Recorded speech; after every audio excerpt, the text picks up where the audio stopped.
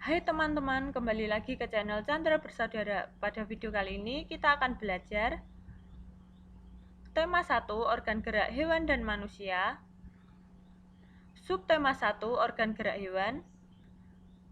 Pembelajaran 3. Apa yang akan kita pelajari? Ya, hari ini kita akan belajar mengenai menyebutkan sikap-sikap yang sesuai dengan nilai-nilai yang terkandung dalam sila-sila Pancasila. Kemudian kita akan belajar ide pokok. Sebelumnya, jangan lupa subscribe ya supaya tidak ketinggalan video selanjutnya.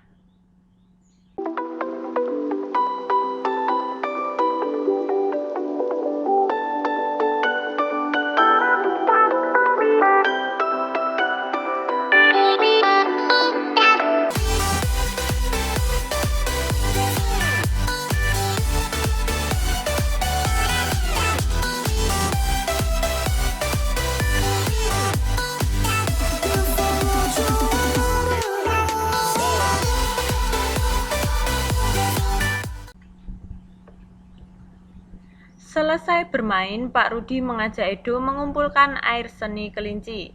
Air seni kelinci tersebut oleh Pak Rudi disalurkan melalui saluran-saluran air dan dikumpulkan ke dalam satu wadah penampungan.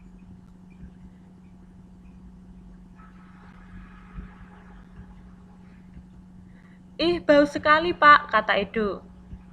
Benar, Edo, meskipun bau, tetapi air seni kelinci ini sangat baik digunakan sebagai bahan pupuk cair organik untuk tanaman.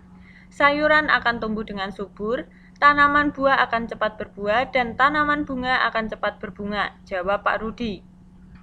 Tiba-tiba, Pak Eko datang ke kandang kelinci. Pak Eko meminta air seni kelinci milik Pak Rudi untuk memupuk sayuran di belakang rumahnya. Dengan ikhlas, Pak Rudi pun memberikan sebagian air seni kelinci tersebut kepada Pak Eko. Pak, kenapa air seni kelinci itu diberikan kepada Pak Eko? Kan sayang, Pak, tanya Edo penasaran. Tidak apa-apa, Edo, kita harus saling membantu. Jika ada orang yang membutuhkan bantuan kita secara ikhlas dan sukarela memberikan bantuan. Karena kita makhluk sosial, artinya tidak dapat hidup sendiri dan membutuhkan bantuan orang lain, jawab Pak Rudi. Dan ingat, saling membantu dan tolong-menolong adalah bentuk dari pengamalan sila Pancasila juga loh, tambah Pak Rudi. Benar sekali, Pak, jika tidak salah sila kemanusiaan yang adil dan beradab, kata Edo. Untuk lebih memahami nilai-nilai yang terkandung dalam sila-sila Pancasila, bacalah bacaan berikut dengan seksama. Nilai-nilai yang terkandung dalam sila-sila Pancasila.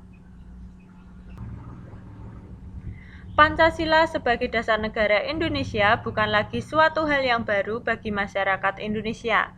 Dari zaman dahulu, nilai-nilai Pancasila memang sudah terkandung dalam kehidupan sosial budaya masyarakat kita. Nilai-nilai tersebut telah meliputi berbagai aspek kehidupan yang masih tetap dipelihara sampai saat ini. Nilai-nilai Pancasila perlu sekali kita kembangkan dalam kehidupan sosial budaya. Hal ini dimaksudkan agar tercipta suasana yang tenang, sejahtera, damai, dan aman. Tanpa nilai-nilai tersebut, kita tidak akan dapat mencapai semua itu. Yang pertama, nilai ketuhanan yang Maha Esa. Beriman kepada Tuhan yang Maha Esa sesuai dengan agama dan keyakinan yang dianutnya. Nilai yang terkandung dalam sila ini juga mengharuskan kita untuk saling menghormati dan bekerja sama antar pemeluk agama yang berbeda-beda. Kita tidak boleh memaksakan suatu agama dan kepercayaan kepada orang lain. Kita harus saling menghormati kebebasan dalam menjalankan ibadah.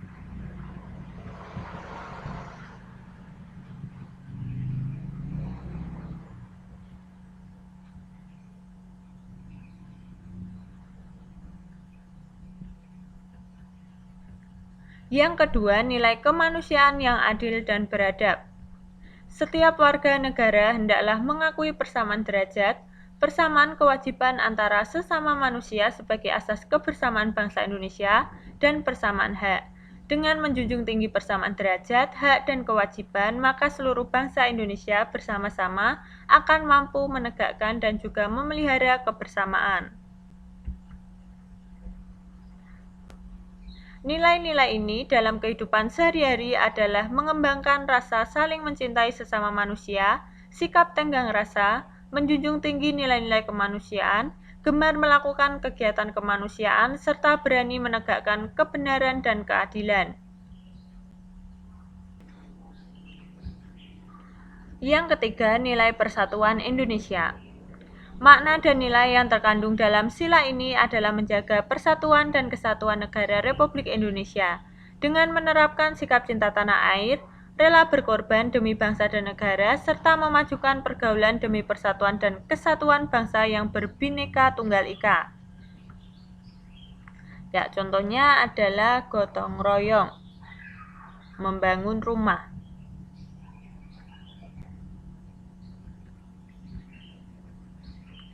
4. Nilai kerakyatan yang dipimpin oleh hikmat, kebijaksanaan dalam permusyawaratan perwakilan.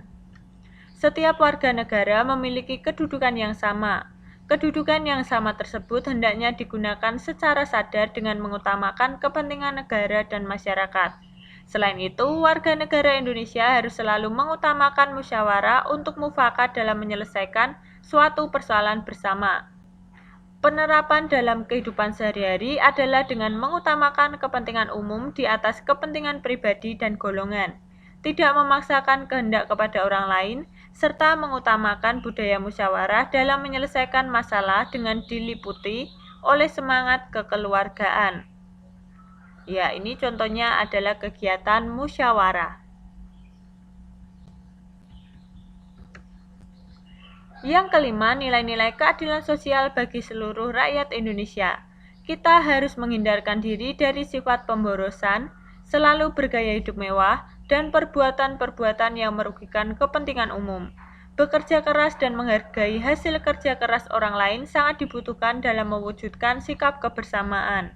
Di samping itu, harus dikembangkan pula sikap adil terhadap sesama, menghormati hak orang lain, serta menolong dan menghargai orang lain.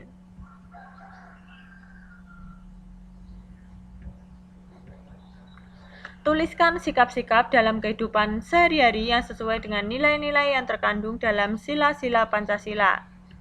Ya, contohnya, yang nomor 1, sila Pancasila, yang pertama lambangnya yakni bintang. Sikap yang sesuai, yang pertama beriman kepada Tuhan Yang Maha Esa sesuai dengan agama dan keyakinan yang dianutnya. 2. Tidak memaksakan agama kepada orang lain.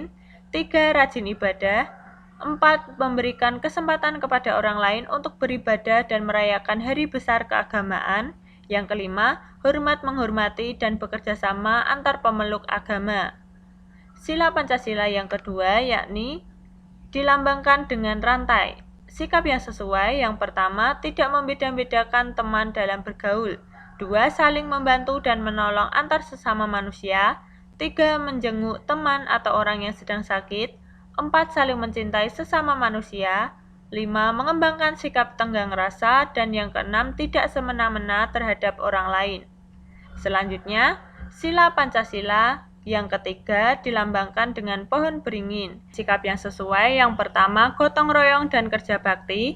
2. Mempelajari kesenian dari daerah lain. 3. Cinta tanah air dan bangsa. 4. Bangga sebagai bangsa Indonesia. 5. Saling menghormati adanya perbedaan suku, ras etnis, dan agama. 6. Tidak membeda-bedakan warna kulit dan suku. Sila keempat dilambangkan dengan kepala banteng. Sikap yang sesuai, yang pertama musyawarah mufakat. 2. Menghargai pendapat orang lain. 3. Menghargai perbedaan pendapat. 4. Tidak memaksakan pendapat pribadi kepada orang lain. 5. Mengutamakan kepentingan bersama. 6. Mau menerima hasil keputusan demi kepentingan bersama. Dan yang terakhir, sila kelima dilambangkan dengan padi dan kapas. Sikap yang sesuai, yang pertama berbuat baik dan saling membantu dan gotong royong. 2. Menjaga keseimbangan antara hak dan kewajiban. 3. Menghormati hak-hak orang lain. 4. Suka memberi pertolongan kepada orang lain. 5. Tidak melakukan perbuatan yang merugikan kepentingan umum. 6. Menghukum kepada para pelanggar hukum meskipun kepada seorang pejabat. Amatilah perilaku dan sikap orang-orang di lingkungan sekitarmu, seperti di sekolah, rumah, atau masyarakat. Tuliskan perilaku atau sikap yang tidak sesuai dengan nilai-nilai yang terkandung dalam sila-sila Pancasila. Berilah tanda centang pada kolom yang sesuai. Ya, disajikan dalam bentuk tabel. Perilaku sikap yang pertama, gotong royong, sesuai dengan sila ke-3. Kemudian, perilaku yang kedua, rajin beribadah, sesuai dengan sila ke-1 dicentang. Yang ketiga, melaksanakan hasil keputusan musyawarah secara bertanggung jawab. Ya, ini sesuai dengan sila ke-4 dicentang. Yang keempat, perilaku tidak membeda-bedakan antar yang kaya dan yang miskin. Nah, ini sesuai dengan sila kedua dicentang. Perilaku yang kelima, memberikan kesempatan kepada orang tua untuk duduk ketika berada di angkutan umum.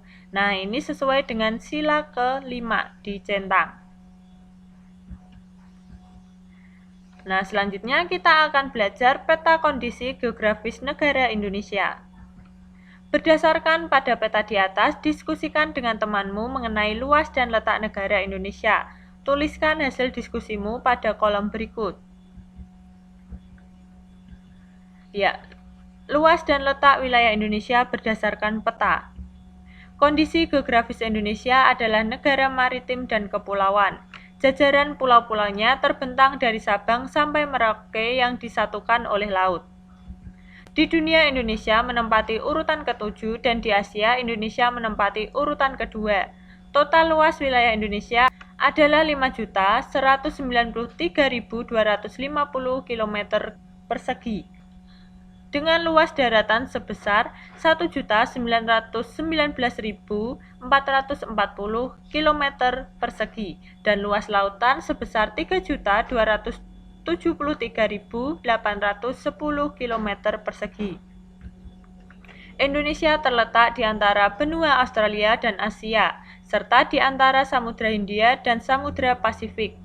Sedangkan secara astronomis, Indonesia terletak di 6 derajat LU atau lintang utara sampai 11 derajat LS atau lintang selatan dan 95 derajat BT atau bujur timur sampai 141 derajat BT bujur timur.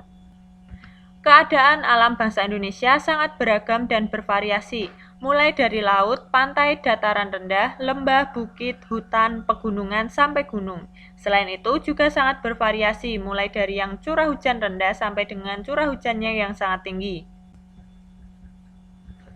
Batas wilayah negara Indonesia dapat juga dilihat dari posisinya, yaitu 1. Untuk sebelah utara, wilayah Indonesia berbatasan dengan wilayah negara Malaysia, Singapura, Palau, Filipina, dan Laut Cina Selatan. Yang kedua, untuk sebelah barat, wilayah Indonesia berbatasan dengan Samudra Hindia. Yang ketiga, untuk sebelah selatan, wilayah Indonesia berbatasan dengan negara Timur Leste, Australia, dan Samudra Hindia.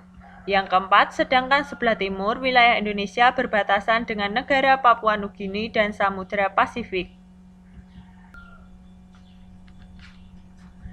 Setelah mengetahui luas dan letak wilayah negara Indonesia, sekarang giliranmu untuk mengetahui luas dan letak wilayah tempat tinggalmu. Gambarkan ke dalam sebuah peta sederhana. Untuk mendapatkan data dan informasi yang akurat, kamu bisa melakukan pengamatan langsung dan bertanya kepada para pengurus RT, RW, atau tokoh masyarakat di wilayah tempat tinggalmu. Adapun yang harus kamu tampilkan pada peta adalah sebagai berikut. Yang pertama, pertegas posisi rumahmu. 2. Batas-batas RT. 3. Rumah. 4. Jalan. 5. Ladang, kebun, sawah, bukit atau hutan. Yang keenam, sungai atau aliran air. Nah, contohnya peta wilayah tempat tinggalku. Nah, dapat dilihat gambarnya seperti ini. Nah, ada perbukitan, persawahan, balai desa, sekolahan, puskesmas, kemudian ladang, hutan, kemudian ini ada petunjuknya, lokasi rumahku. Demikian pembelajaran pada video kali ini, semoga bermanfaat ya, dan sampai jumpa di pembelajaran berikutnya. Bye-bye.